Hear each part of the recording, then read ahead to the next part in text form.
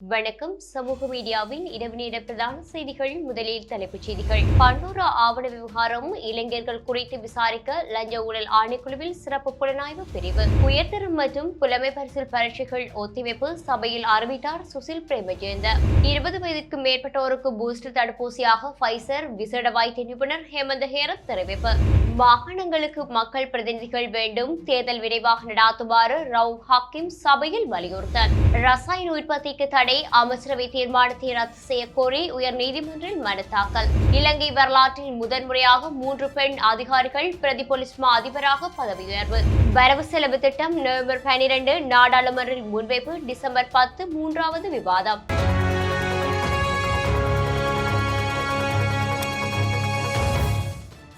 காலம் கடந்துள்ள மாகாண சபை தேர்தலை விரைவில் நடாத்தி ஆளுநர்களின் அதிகாரத்தில் உள்ள மாகாணங்களுக்கு மக்கள் பிரதிநிதிகளை தெரிவு செய்ய அரசாங்கம் துரித கவனம் செலுத்த வேண்டும் என ஸ்ரீலங்கா முஸ்லிம் காங்கிரஸ் தலைவரும் எதிர்க்கட்சித் தலைவரும் பாராளுமன்ற உறுப்பினருமான ரவுப் ஹக்கீம் சபையில் வலியுறுத்தியுள்ளார். மாகாண சபை தேர்தலை நடாத்தி 11ஆம் தேதி திருத்த சட்டத்தை முழுமையாக அமல்படுத்தும் செயற்பாடுகளை துரிதப்படுத்த வேண்டும் என்பதே இந்தியாவின் நிலைப்பாடு எனவும் அவர் குறிப்பிட்டுள்ளார். பாராளுமன்றத்தில் இன்று வியாழக்கிழமை தேர்தல்களை பதிவு செய்தல் திருத்த சட்டம் மூலம் மீதான விவாதத்தில் கலந்து கொண்டு உரையாற்றும் போதே அவர் மேற்கண்டவாறு தெரிவித்துள்ளார். மாகாண சபை தேர்தல் காலம் தாழ்த்தப்படுவதற்கு முன்னே நாம் அங்கம் வகித்த அரசாங்கமும் பொறுப்பு கூறியாக வேண்டும். அப்போது எல்லை நிர்ணயங்கள் என்ற காரணிகளை கையில் எடுத்துக் கொண்டு காலத்தை கடத்தியது மட்டுமல்லாது இறுதியாக இவற்றை கையாண்ட அமைச்சரே எல்லை நிர்ணய அறிக்கைக்கு எதிராக வாக்களித்த மிகப்பெரிய நகைச்சுவையும் அப்போது இடம்பெற்றது. ஆகவே இந்த அரசாங்கம் மாகாண சபை தேர்தலை நடாத்துவதற்கு கூடிய கவனம் செலுத்த வேண்டும் எனவும் அவர் கூறியுள்ளார். 2022ஆம் ஆண்டிற்கான வரவு செலவு திட்டம் எதிர்வரும் நவம்பர் மாதம் 12ஆம் தேதி பாராளுமன்றத்தில் முன்வைக்கப்பட உள்ளதாக அமைச்சர் ஜோன்ஸ்டன் பெர்னாண்டோ தெரிவித்துள்ளார். அத்துடன் வரவு செலவு திட்டத்தின் மீதான 3வது விவாதம் மற்றும் வாக்களிப்பு டிசம்பர் 10ஆம் தேதி இடம்பெற உள்ளதாகவும் அவர் குறிப்பிட்டுள்ளார். கட்சித் தலைவர்களுக்கு இடையிலான கூட்டத்தின் போதே இந்த தீர்மானம் எடுக்கப்பட்டுள்ளதாகவும் அவர் குறிப்பிட்டுள்ளார். பண்டோரா பேப்பர்ஸ் ஆவணங்கள் வெளிப்படுத்தியுள்ள இளைஞர்கள் மற்றும் அவர்கள் மேற்கொண்டதாக கூறப்படும் கொடுக்கல் வாங்கல் தொடர்பில் விசாரிப்பதற்கு லஞ்ச ஊழல் ஆணைக்குழு ஒரு சிறப்பு புலனாய்வு குழுவை நியமித்துள்ளது.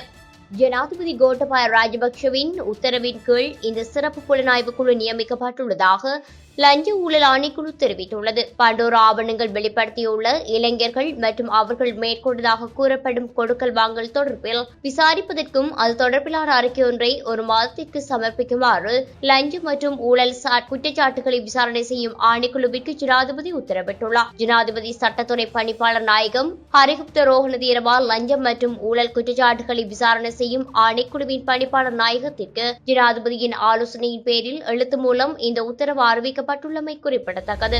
இலங்கையில் 20 வயதுக்கு மேற்பட்டோருக்கு பூஸ்டர் தடுப்பூசியாக பைசர் தடுப்பூசியை வழங்குவதற்கு அடிப்படை பரிந்துரைகள் கிடைக்கப்பெற்றுள்ளதாக பிரதி சுகாதார சேவைகள் பணிப்பாளர் நாயகம் விசேட வைத்திய நிபுணர் ஹேமந்த ஹேரத் தெரிவித்துள்ளார்.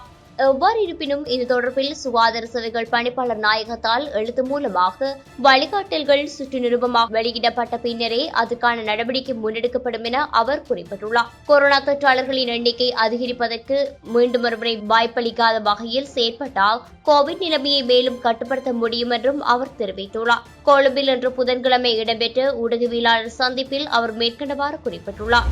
2021ஆம் ஆண்டுக்கான தரம் 5 புலமை பரிசில் மற்றும் காப்போது உயர்தர பரீட்சைகள் மீண்டும் ஒத்திவைக்கப்பட்டுள்ளதாக கல்வி சீர்திருத்த ராஜாங்க அமைச்சர் சுசில் பிரேமஜயந்த தெரிவித்துள்ளார்.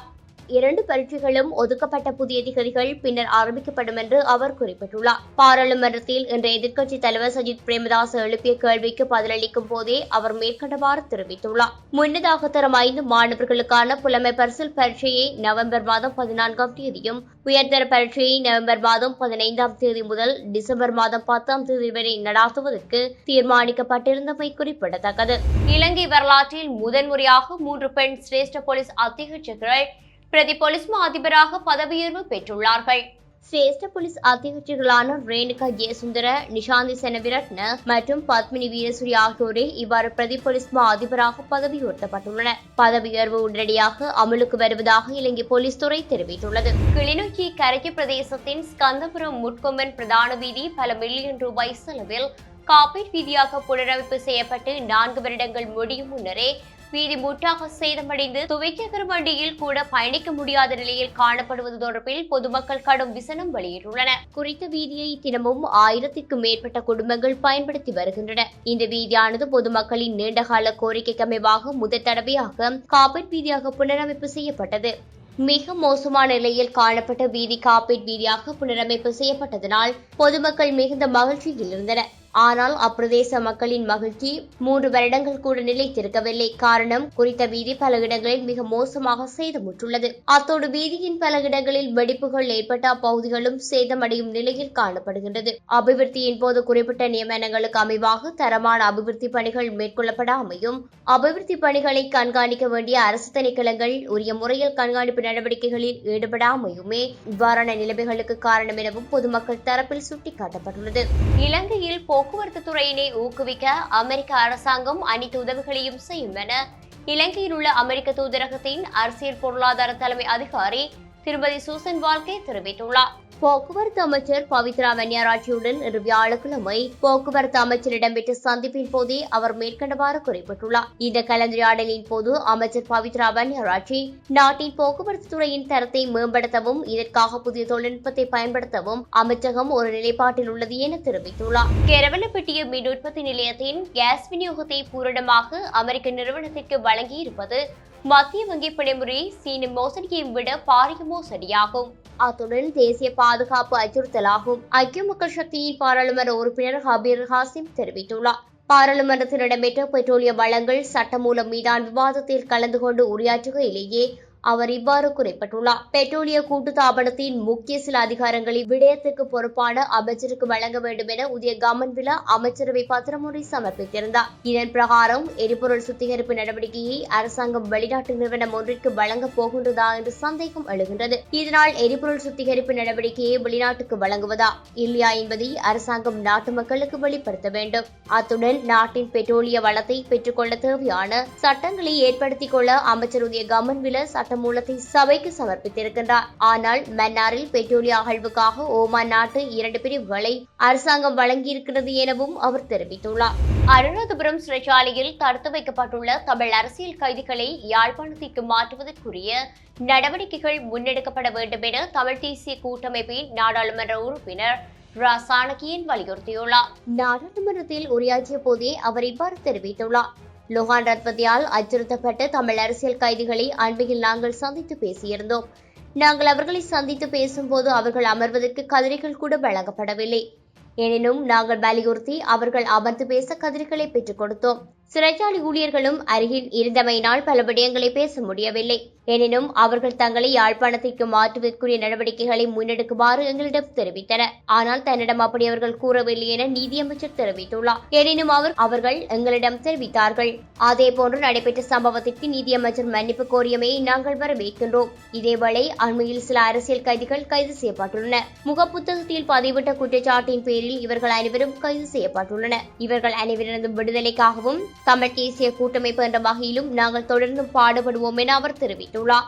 இதேவேளை தமிழ் அரசியல் கைதிகள் அரசு பாதுகாப்பிலேயே உள்ளனர். அவர்களுக்கு ஏதாவது நடந்தால் அரசாங்கமே பொறுப்பு கூற வேண்டும் என நீதியமைச்சர் அலி சப்ரி தெரிவித்துள்ளார். யாழ்ப்பாணம் சுழிபுரம் A170 கிராம சேவகர் பிரிவில் போலீஸ் விசேட அதிரடிப்படையினர் நடாத்திய சுற்றி வளைப்பு தேடுதலில் வீடொன்றில் கோடரி மற்றும் முட்கம்பி சுற்றப்பட்ட கட்டை உள்ளிட்ட கூறிய ஆயுதங்கள் மீட்கப்பட்டதுடன் ஒருவர் கைது செய்யப்பட்டுள்ளார். பொன்னாலி சுழிபுரம் பகுதியில் வீடொன்றில் வாள் உள்ளிட்ட கூறிய ஆயுதங்கள் உள்ளதாக போலீஸ் விசேட அதிரடிப்படையினருக்கு கிடைத்த புலனாய்வு தகவலின் அடிப்படையில் வீடொன்று முற்றுகையிடப்பட்டது. குறித்த வீடு சோதனைக்குட்படுத்தப்பட்ட நிலையில் வாளொன்றும் கூறிய ஆயுதங்களும் மீட்கப்பட்டன. இதனையடுத்து வாள் வைத்திருந்த குற்றச்சாட்டில் 25 வயது இளைஞர் ஒருவர் போலீஸ் விசேட அதிரடிப்படையினரால் கைது செய்யப்பட்டார். பாகிஸ்தானிலிருந்து இலங்கைக்கு ஆயுதங்கள் மற்றும் போதைப் பொருட்களை கடத்தி சென்றதாக கூறி தமிழ்நாட்டின் சென்னையில் வைத்து விடுதலை புலிகளின் முன்னாள் புலனாய்வு பிரிவை சேர்ந்த ஒருவரை NIA எனப்படும் இந்திய தேசிய புலனாய்வு நிறுவனம் நேற்று கைது செய்துள்ளது. சென்னை வளசரவாக்கத்தில் வசித்து வந்த இலங்கை பிரஜையான இவர் விடுதலை புலிகளின் முன்னாள் உளவு பிரிவின் உறுப்பினர் என தெரிய வந்துள்ளது. இந்த சம்பவம் தொடர்பில் மேலதிக விசாரணைகள் இடம்பெற்று வருவதாக தெரிவிக்கப்பட்டுள்ளது. இத்துடன் சமூக மீடியாவின் இரவு நேர பிரதான செய்திகள் நிறைவடைகின்றது. வணக்கம். இது போன்ற பல செய்திகளை தெரிந்து கொள்ள நம்முடைய சமூக மீடியா யூடியூப் சேனலை சப்ஸ்கிரைப் செய்து அருகிலுள்ள பெல் பட்டனை கிளிக் செய்யுங்கள். மேலும் செய்திகளை உடனுக்குடன் தெரிந்து கொள்ள சமூகமீடியா.com என்ற இணையதளத்தின் வாயிலாக எங்களுடன் இணைந்திருங்கள்.